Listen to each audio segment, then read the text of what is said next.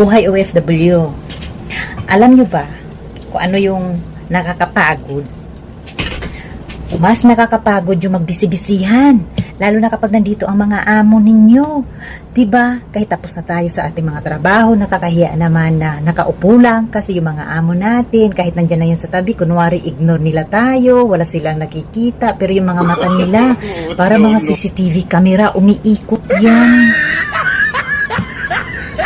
Buhay OFW. Alam nyo ba kung ano yung nakakapagod? Mas nakakapagod yung magbisi-bisihan, lalo na kapag nandito ang mga amo ninyo.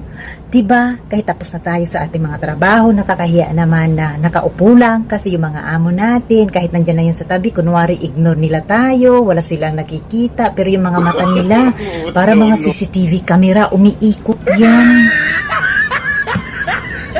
Buhay OFW. Alam nyo ba kung ano yung nakakapagod? Mas nakakapagod yung magbisi-bisihan, lalo na kapag nandito ang mga amo ninyo. Diba? Kahit tapos na tayo sa ating mga trabaho, nakakahiya naman na nakaupo lang kasi yung mga amo natin, kahit nandyan na yun sa tabi, kunwari ignore nila tayo, wala silang nakikita, pero yung mga mata nila, para mga CCTV camera, umiikot yan.